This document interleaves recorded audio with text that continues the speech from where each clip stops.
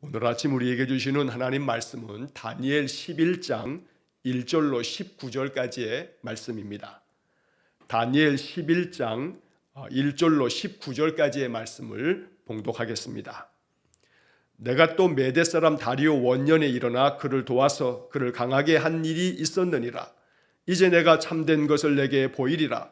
보라, 바사에서 또 새 왕들이 일어날 것이요 그 후에 넷째는 그들보다 심히 부요할 것이며 그가 그 부요함으로 강하여진 후에는 모든 사람을 충동하여 헬라 왕국을 칠 것이며 장차 한 능력 있는 왕이 일어나서 큰 권세로 다스리며 자기 마음대로 행하리라. 그러나 그가 강성할 때에 그의 나라가 갈라져 천하 사방에 나뉘일 것이나 그의 자손에게로 돌아가지도 아니할 것이요 또 자기가 주장하던 권세대로도 되지 아니하리니 이는 그 나라가 뽑혀서 그 외에 다른 사람들에게로 돌아갈 것임이라.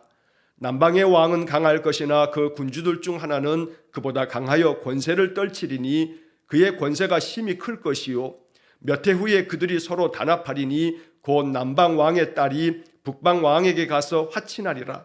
그러나 그 공주의 힘이 쇠하고 그 왕은 서지도 못하며 권세가 없어질 뿐 아니라 그 공주와 그를 데리고 온 자와 그를 낳은 자와 그때에 도와주던 자가 다 버림을 당하리라. 그러나 그 공주의 본 족속에게서 난 자 중에 한 사람이 왕위를 이어 권세를 받아 북방 왕의 군대를 치러 와서 그의 성에 들어가서 그들을 쳐서 이기고 그 신들과 부어 만든 우상들과 은과 금의 아름다운 그릇들은 다 노략하여 애굽으로 가져갈 것이요 몇 해 동안은 그가 북방 왕을 치지 아니하리라. 북방 왕이 남방 왕의 왕국으로 쳐들어갈 것이나 자기 본국으로 물러가리라. 그러나 그의 아들들이 전쟁을 준비하고 힘이 많은 군대를 모아서 물이 넘친 같이 나올 것이며 그가 또 와서 남방 왕의 견고한 성까지 칠 것이요 남방 왕은 크게 노하여 나와서 북방 왕과 싸울 것이라. 북방 왕이 큰 무리를 일으킬 것이나 그 무리는 그의 손에 넘겨준 바 되리라.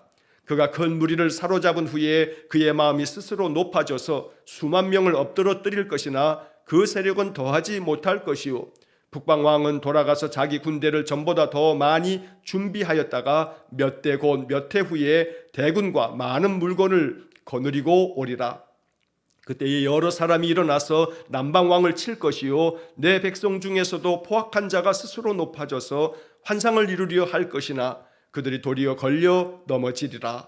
이에 북방 왕은 와서 토성을 쌓고 견고한 성읍을 점령할 것이요 남방 군대는 그를 당할 수 없으며 또 그가 택한 군대라도 그를 당할 힘이 없을 것이므로 오직 와서 치는 자가 자기 마음대로 행하리니 그를 당할 사람이 없겠고 그는 영화로운 땅에 설 것이요 그의 손에는 멸망이 있으리라.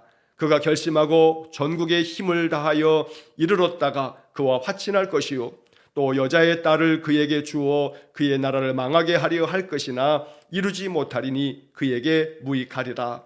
그 후에 그가 그의 얼굴을 바닷가로 돌려 많이 점령할 것이나 한 장군이 나타나 그의 정복을 그치게 하고 그 수치를 그에게로 돌릴 것이므로 그가 드디어 그 얼굴을 돌려 자기 땅 산성들로 향할 것이나 거쳐 넘어지고 다시는 보이지 아니하리라. 아멘.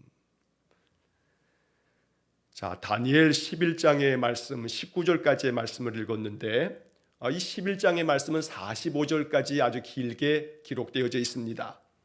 다니엘서 12장까지의 말씀 중에서 이 다니엘 11장이 사실은 제일 어려운 장이라고 말할 수 있습니다. 왜냐하면 바로 다니엘 이후에 이제 하나님께서 다니엘이 바사 그 페르시아 나라에서까지도 높이 등용이 되어 메데파사의 총리가 되어지지만 그러나 이 메데파사 이후의 역사들 즉 메데가 바사의 흡수가 되어지고 바사 곧 페르시아가 제국을 이루지만 나중에 헬라에 의해서 페르시아가 망하게 되고 또 그 헬라 제국도 역시 마찬가지로 헬라 제국이 무너지면서 4개의 나라로 찢어지게 되면서 그 4개의 나라들 중에서도 그 2개의 왕조 셀류쿠스 왕조와 프톨레미 왕조 이 2개의 왕조가 북방왕, 남방왕 이렇게 오늘 성경 본문에서 이야기가 되면서 이 둘 사이에 바로 이 시리아 쪽의 셀류쿠스 왕조와 또 남쪽의 애굽 지역의 프톨레미 왕조가 계속해서 대대에 걸쳐서 싸움을 벌이는 그런 이야기가 오늘 본문 19절까지에 나온 말씀입니다. 내일 보게 될 20절 이하의 이제 말씀에서는 바로 이러한 그 당시에 여러 가지 많은 이 국제적인 정세, 나라들 간의 많은 싸움 속에서 이제 그 북쪽의 북방왕 쪽의 셀류쿠스 왕조의 8번째 왕인 안티오쿠스 4세 에피파네스라고 하는 왕이 아주 극심하게 유대인들에게 고통을 안겨주는 그런 이야기를 이제 내일 본문에서 우리가 보게 될 것입니다. 그래서 오늘 본문의 말씀을 이제 이렇게 쭉 읽어가면서 이 말씀들 속에 나오는 북방왕, 남방왕, 똑같이 표현은 북방왕이라고 계속 이어지지만 이 북방왕은 셀류쿠스 왕조의 여러 왕들, 대대에 걸쳐서 왕들이 계속되어지는데 이것을 그냥 북방왕이라고만 표현하고 있고, 남방왕도 마찬가지로 애굽 지역을 다스렸던 프톨레미 왕조의 그 자녀들, 그 왕들이 계속 이어지는데 이름은 그냥 북방왕, 남방왕이라고 계속 같은 이름을 사용하고 있기 때문에 오늘 이 1절부터 19절까지의 말씀을 읽을 때 여기서 말하는 북방왕이 누군지, 또 그 여기서 말하는 남방왕은 누군지, 이런 것들을 찬찬히 여러분들이 이 말씀 속에서 이제 이것은 누구구나, 이 사람은 누구를 얘기하는구나 라고 하는 것을 구분하면서 읽어간다면 그 당시에 그 역사 속에서 하나님께서 헬라 제국 이후에 펼쳐질 세상 역사에 대한 예언의 말씀으로 이제 오늘 본문의 말씀을 이해할 수가 있게 되는 겁니다. 좀 복잡하지만 그러나 그 복잡한 가운데서도 한번 오늘 이 11장의 이야기가 어떤 역사가 펼쳐지는 것인지, 하나님께서 다니엘에게 이렇게 예언해 주신 이 예언의 말씀이 그저 한 300여 년이 지나고 난 다음에 이 예언의 말씀 그대로 역사 가운데서 이 예언이 성취가 되어지게 되기 때문에 본문의 말씀을 우리가 좀 자세하게 살펴보겠습니다. 자, 1절 말씀에 보니까 가브리엘 천사장이 이야기를 하는 겁니다. 내가 또 메대 사람 다리오 원년에 일어나 그를 도와서, 자, 가브리엘 천사가 바로 이 메대의 이 다리오 왕을 도와서 그를 강하게 한 일이 있었다라고 이야기를 합니다. 바로 이 가브리엘 천사가 이 다니엘에게 환상으로 하나님의 말씀을 전하여 주면서 다니엘을 어루만지면서 다니엘을 강건하게 만들어 주면서 평안하라, 강건하라, 강건하라 하는 그런 말씀을 우리가 그 바로 앞에 10장에서 읽은 바 있습니다. 그러면서 이제 다니엘이 내게 말씀하여 주셨기에 내가 강건하게 되었다, 내가 힘이 났다라고 하면서 이제 내게 말씀해 달라고 요청할 때 이제 헬라 왕국에 대한 이야기들을 이 가브리엘이 전해주게 됩니다. 바로 이 11장의 이야기가 바로 그 헬라 제국 이후에 펼쳐지게 되는 이야기들을 말하고 있는 것입니다. 자, 2절 말씀에 보면 이제 내가 참된 것을 내게 보이리라. 보라, 바사에서 또 새 왕들이 일어날 것이요 그 후에 넷째는 그들보다 힘이 부요할 것이며, 자, 페르시아 왕국에 여러 왕들이 계속 이어지게 되는데 3명의 왕들이 다 일어날 것이고, 그리고 난 다음에는 4번째 왕이 들어서게 되는데 이 4번째 왕은 역사적으로 크세르크세스라고 하는 왕입니다. 성경에서는 에스더 1장에 에스더를 왕후로 채택하게 되는 아하수에로라고 하는 이름으로 성경 에스더 1장에 기록되어진 사람이 바로 여기 지금 2절에 나오는 그 후에 넷째는 이라고 하는 페르시아의 바사의 넷째 왕으로 표현되어져 있는 사람, 역사적으로 세계사에서는 크세르크세스라고 하는 이름으로 등장하는 겁니다. 자, 이 크세르크세스, 성경에서는 에스더 1장에 나오는 아하수에로 왕, 에스더를 왕후로 맞이했던 이 아하수에로 왕은 바로 페르시아를 아주 매우 부유하게 만들었습니다. 이 아하수에로 왕이 다스릴 때 페르시아는 매우 강성한 나라가 되었습니다. 그래서 저 서쪽의 헬라 그 마게도니아 지역의 헬라 왕국까지도 가서 침략을 할 만큼 그렇게 강성한 힘을 발휘했던 것이 아하수에로 왕 때 이야기입니다. 자, 그런데 3절 말씀에 장차 한 능력 있는 왕이 일어나서 큰 권세로 다스리며 자기 마음대로 행하리라. 여기 3절에서 말하고 있는 장차 한 능력 있는 왕이 나타난다고 했는데 그 능력 있는 왕이 바로 헬라 제국을 다 통일하게 되는 알렉산더 대왕을 말하는 것입니다. 마게도냐의 작은 그 왕으로서 출발해서 바로 이 마게도냐 전역, 헬라 전역을 통일하고 헬라 제국을 이루었던 사람, 바로 알렉산더 대왕을 3절에서 말하고 있는 겁니다.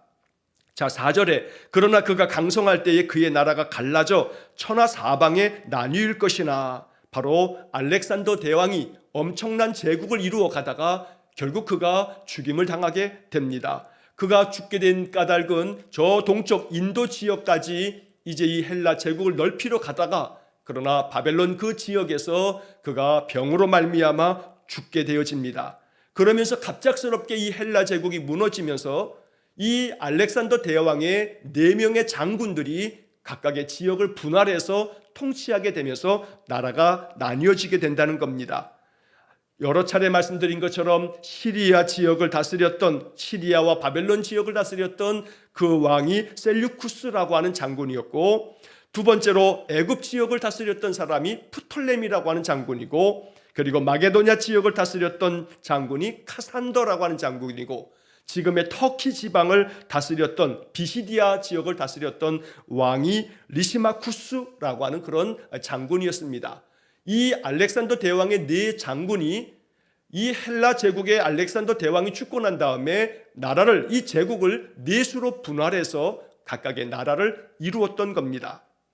자, 여기 본문 4절 말씀에서는 이렇게 알렉산더가 강성하게 되어서 그 나라 제국, 헬라 제국을 이루어 가다가 그가 죽고 난 다음에 모든 나라가 이렇게 갈라져 4수로 찢어지게 되면서 이 헬라 제국이 바로 이 알렉산더 대왕의 자손에게로도 돌아가지 아니하고, 또 자기가 주장하는 권세대로도 알렉산더 대왕이 자기의 후계자를 세워서 그 후계자에게 제국을 넘겨주지도 못하고 이렇게 죽임을 당한다는 겁니다. 이렇게 죽음을 맞이한 알렉산더 이후에 그 나라가 뽑혀서 그 외 다른 사람들에게로 돌아갈 것입니다. 결국은 이 4개의 나라로 찢어지게 되면서 알렉산더 대왕이 아무리 헬라 제국을 이루었다 하지만 자기 마음대로 행하리라 라고 3절 끝에 기록되어져 있지만, 자기 마음대로 행하는 것 같아도 실상은 자기 마음대로 행하는 것이 아무것도 없었다라고 하는 것을 4절에서 말하고 있는 겁니다.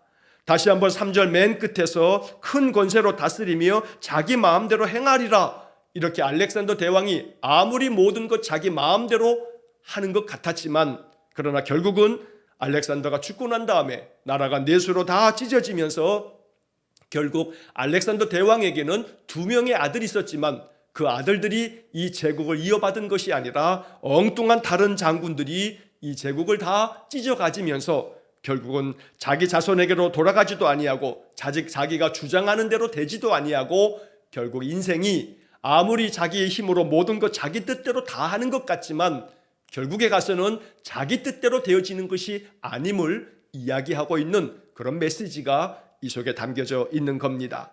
자, 이제 그 다음 5절서부터 오늘 본문 19절까지의 쭉 나오는 말씀에서 남방왕, 북방왕에 대한 표현이 계속 반복이 됩니다.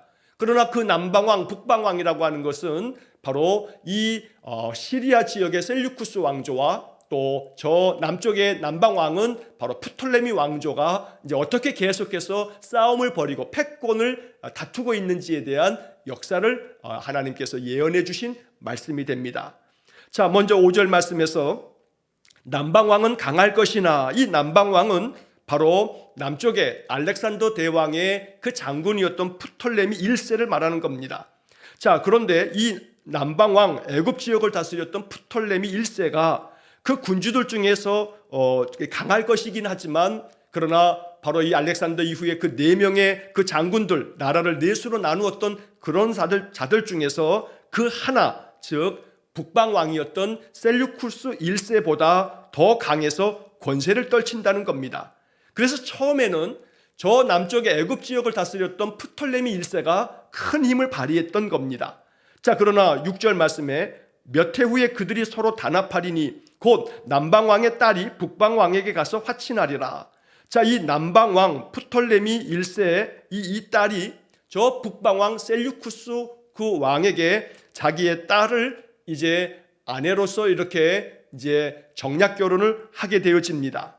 자, 여기서 이 남방왕의 딸 몇 해 후에 지나서 이 남방왕의 딸이라고 했을 때 여기서 남방왕은 바로 좀 전에 5절에서 말했던 남방왕의 아들, 즉 프톨레미 2세가 이 6절에 나오고 있는 남방왕입니다. 오늘 좀 이야기가 복잡하지만 여러분 그냥 복잡하면 복잡한 대로 그냥 한번 들어보시기 바랍니다. 자, 5절의 남방왕은 프톨레미 1세고 여러 해가 지나고 난 다음에 6절의 남방왕은 그의 아들인 프톨레미 2세가 됩니다.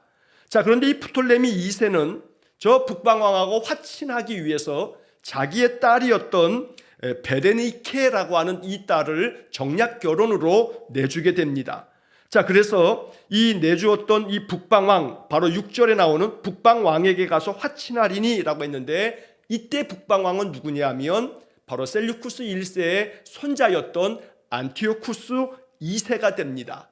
자, 이 안티오쿠스 2세하고 애굽 지역의 프톨레미 2세가 서로 정략 결혼을 이제 하게 되어지는 겁니다.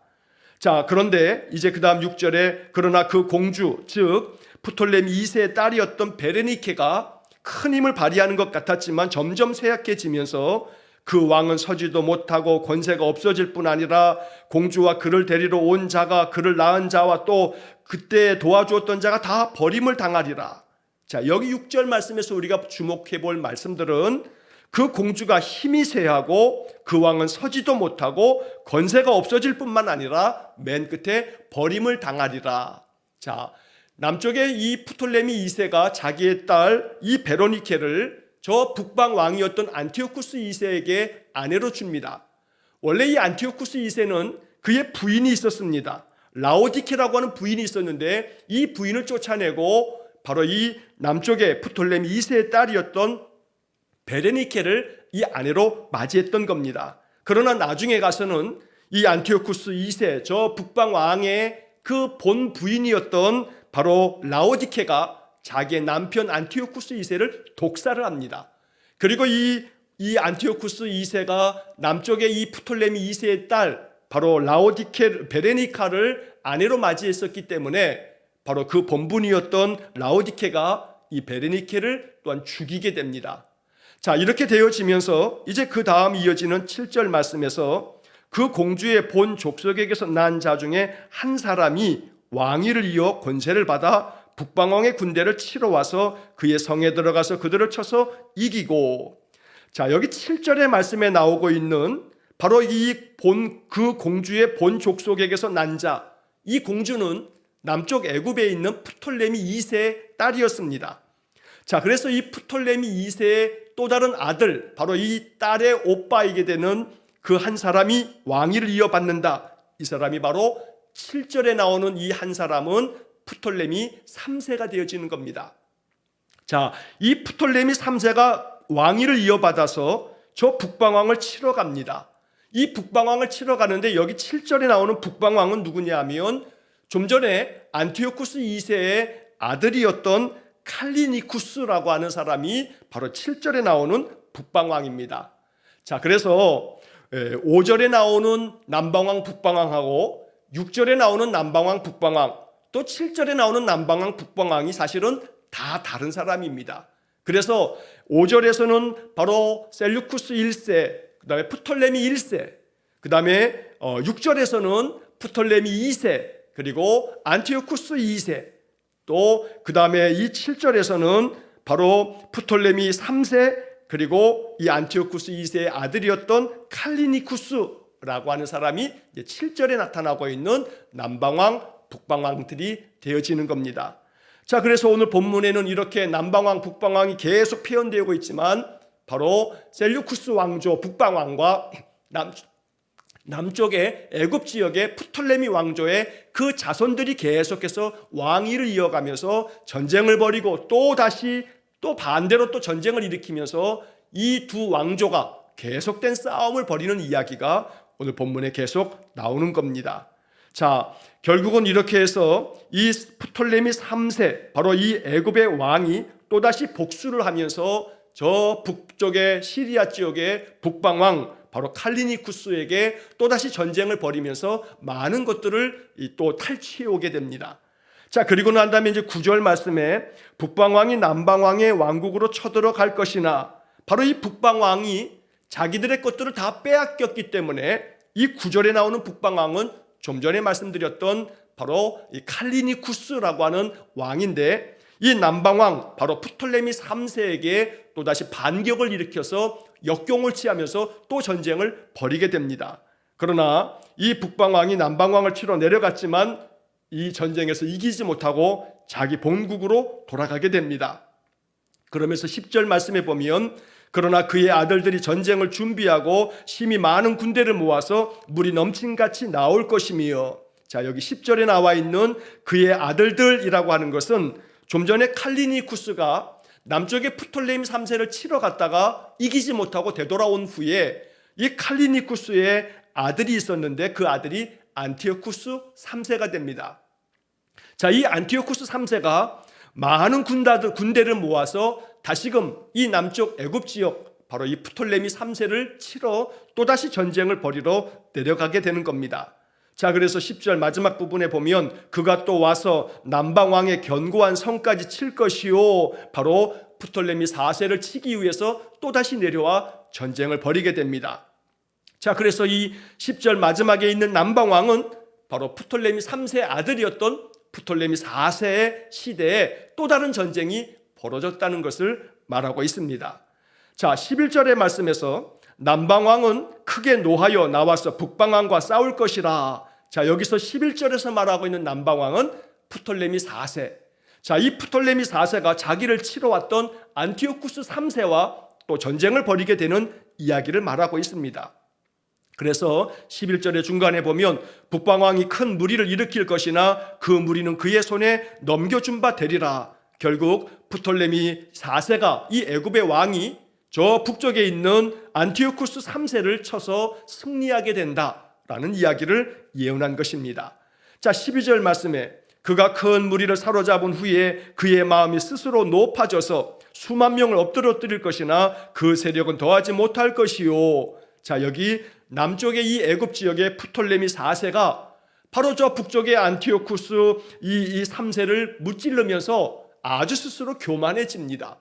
그러면서 자기의 마음을 스스로, 그 마음이 높아지면서 내가 이렇게 안티오쿠스 3세를 이겼다고 아주 교만해질 때 13절 말씀에 바로 이 안티오쿠스 3세 북방왕은 돌아가서 다시 군대를 전보다 더 많이 준비하고 몇 해 후에 대군과 많은 물건을 거느리고 이렇게 또다시 전쟁을 벌이게 되어지는 겁니다. 그래서 북방왕 저 시리아 지역 북쪽에 있는 안티오쿠스 3세가 이 남방왕 프톨레미 4세와 또 그 다음에 그를 이어받는 프톨레미 5세와 또다시 전쟁을 벌이는, 그래서 오늘 본문의 말씀을 그냥 한마디로 정리하자면 저 북쪽의 셀류쿠스 왕조 또 남쪽의 애굽 땅의 프톨레미 왕조가 계속해서 대를 이어서 싸움을 벌이는 그러한 이야기들을 이렇게 복잡하게 성경에 기록되어져 있는 것입니다. 자, 결국에 가서 이제 14절 말씀에 그때 여러 사람이 일어나서 남방왕을 칠 것이나, 바로 이제 프톨레미 이제 5세가 되어지는데, 그러나 내 백성 중에 포악한 자가 스스로 높아져서 환상을 이루려 할 것이나 그들이 도리어 걸려 넘어지리라. 자, 이렇게 해서 북쪽의 시리아의 셀류쿠스 왕조의 아들들이, 그 셀류쿠스 왕조의 아들들 중에 안티오쿠스 2세, 안티오쿠스 3세 이렇게 쭉 이어지게 되고, 남쪽의 프톨레미 왕조가 프톨레미 1세, 프톨레미 2세, 프톨레미 3세, 프톨레미 4세, 프톨레미 5세까지 이 남쪽 왕들은 계속해서 이 왕위를 똑같은 이름으로 이어가면서 계속 전쟁이 벌어질 때 그 중간에 누가 있었냐면 바로 이 가나안 땅 유대인들이 있었던 겁니다. 유대인들, 이 가나안 땅 이 유대인들이 거하였던 그 북쪽에 셀류쿠스 왕조가 그 나라를 차지하고 있는 것이고, 남쪽에 바로 이 애굽 땅의 프톨레미 왕조가 있었던 겁니다. 자, 그러다 보니까 어느 때는 북쪽에 있는 이 셀류쿠스 왕조 안티오쿠스 이 나라가 승리하게 되고, 어떨 때는 남쪽에 있는 애굽 땅의 프톨레미 왕조가 또 승리하기도 하고, 그러니까 이 중간에 있었던 유대 땅에서 어느 쪽으로 가야 되나, 이리로 가면 저쪽에서 이기고 저쪽으로 가면 또 이쪽에서 이기고, 이러면서 이 유대 땅은 참 몇백 년 동안의 많은 고통을 겪어야만 했던 겁니다. 자, 그러한 가운데 결국에 가서는 15절의 말씀에 북방 왕은 바로 이 안티오쿠스 3세가 토성을 쌓고 견고한 성읍을 점령하면서 남방 군대가 당할 수 없을 만큼 큰 군대를 이루어서 전쟁을 벌이게 되어지는데, 16절에 오직 와서 치는 자가 자기 마음대로 행하리니, 자기 마음대로 행하리니. 자, 아까 헬라 제국의 알렉산더 대왕도 자기 마음대로 행했습니다. 자기 마음대로 행했지만 결국에 가서는 자기 뜻대로 되어지는 것이 아무것도 없더라. 오늘 이 본문의 말씀에서 이야기하고 있는 아주 중요한 메시지입니다. 헬라 제국의 알렉산더 대왕 때에도 그랬고, 또 이 알렉산더가 죽고 난 다음에 헬라 제국이 네 나라로 분열되어지면서 특별히 그 네 나라 중에서도 바로 시리아 지역의 이 셀류쿠스 왕조, 또 애굽 지역의 프톨레미 왕조가 북방왕, 남방왕 이렇게 해서 대대에 걸쳐서 계속된 싸움을 벌이는 것이 오늘 본문에 길게 이어지고 있지만, 그러나 결국에 가서는 그들이 언제나 자기들 마음대로 행하면서 전쟁을 벌이고 있었지만 이 모든 역사를 주장하시는 분은 하나님이시다라고 하는 이야기를 오늘 성경이 강조하고 있는 것입니다. 자, 이어지는 16절 그 뒤에 말씀에 보면 그를 당할 자가 없겠고, 즉 북방왕인 안티오쿠스 3세를 당할 자가 없는 겁니다. 자, 이 안티오쿠스 3세는 영화로운 땅에 설 것이요, 이 영화로운 땅은 하나님이 유대인들에게 허락해 주신 약속의 땅, 젖과 꿀이 흐르는 이 가나안 땅을 말하는 겁니다. 그래서 결국은 이 안티오쿠스 3세가 그의 손에는 멸망이 있으리라, 바로 이 안티오쿠스 3세가 엄청난 힘을 발휘하면서 바로 유대 땅도 침략하고 남쪽에 있는 이 프톨레미 5세가 다스렸던 애굽 지역도 다스리면서 이렇게 엄청난 힘을 발휘했던 겁니다. 자, 17절 그가 결심하고 전국에 힘을 다하여 이르렀다가 그와 화친할 것이요. 자, 이 안티오쿠스 3세가 이제 이렇게 힘을 펼치면서 그렇게 온 제국을 이루어 가다가 이 프톨레미 왕조와 이제 화친을 벌이게 됩니다. 자, 이렇게 화친을 벌이면서 17절 중간에 보면 또 여자의 딸을 그에게 주어 그의 나라를 망하게 하려 할 것이나, 여기서 여자의 딸이 아주 중요합니다. 왜냐하면 바로 이 안티오쿠스 3세가 이 남쪽에 있는 프톨레미 5세와 화친을 벌이면서 자기의 딸을 정략 결혼으로 이 애굽의 프톨레미 5세에게 아내로 내줍니다. 이 여자의 딸, 바로 그 딸이 누구냐면 역사적으로 우리가 굉장히 잘 유명하게 알고 있는 클레오파트라입니다. 자, 이 클레오파트라, 역사 속에서 우리가 알고 있는 이 클레오파트라가 오늘 이 17절 중간에 나오는 여자의 딸인데 바로 시리아의 이 안티오쿠스 3세의 딸이었던 겁니다. 안티오쿠스 3세는 바로 자기의 딸 클레오파트라를 이 애굽의 프톨레미 5세에게 아내로 주는 것입니다. 그런데 이 클레오파트라가 프톨레미 5세와 함께 이제 이 나라 애굽 땅을 다스리면서 자기 아버지 안티오쿠스 3세를 배반하게 됩니다. 그러면서 이 클레오파트라는 자기 아버지 안티오쿠스 3세를 배반하고 바로 이 남편 프톨레미 5세와 함께 로마와 동맹을 맺게 되어지는 겁니다. 로마의 역사 가운데서 이 클레오파트라의 이야기는 우리가 세상 역사에서도 많이 다루게 되어지는데, 오늘 본문 17절에 이 여자의 딸 클레오파트라가 나타나면서 결국 이 애굽 땅의 프톨레미 5세와 결혼을 하게 되면서 로마와 동맹을 맺으면서 이 북방왕 안티오쿠스 3세는 또다시 힘을 잃어버리게 되는 겁니다. 자, 그렇게 해서 결국은 아무리 자기 마음대로 모든 역사를 주장하는 것 같지만 결국 자기 마음대로 되어지는 것이 하나도 없더라라는 것이 오늘 본문에 담겨진 메시지입니다. 헬라의 알렉산더 대왕도 마찬가지였고 시리아 이 셀류쿠스 왕조의 안티오쿠스 3세도 자기 딸 클레오파트라를 이 프톨레미 5세에게 아내로 주었지만 역시 자기 뜻과는 달리 자기의 딸 클레오파트라가 자기를 배반하면서 로마와 동맹을 맺으면서 이 안티오쿠스 3세 이 북방왕은 또다시 힘을 잃어버리고 무력해지면서 망하게 되어지는 겁니다. 자, 그렇게 되면서 18절 19절 말씀에서는 그 후에 그가 그의 얼굴을 바닷가로 돌려 많이 점령할 것이나, 바로 여기서 그는 안티오쿠스 3세, 자기 딸 클레오파트라에게 배반당했던 이 안티오쿠스 3세 북방왕은 저 서쪽 지역의 지중해 지역의 여러 섬들을 점령하면서 영토를 넓혀가고 있지만, 그러나 한 장군이 나타나, 여기 한 장군은 바로 로마 제국의 한 장군 스키피오라고 하는 그런 장군인데, 이 스키피오 장군에 의해서 결국 안티오쿠스는 바로 이 한 장군이 나타나 그의 정복, 안티오쿠스 3세의 그 정복을 다 그치게 하면서 바로 이 스키피오 로마의 장군이 바로 시리아의 안티오쿠스 3세를 물리치게 되는 겁니다. 그래서 결국 19절 마지막에 그가 드디어 그 얼굴을 돌려 자기 땅 산성들로 향할 것이나 거쳐 넘어지고 다시는 보이지 아니하리라. 다시는 보이지 아니하리라.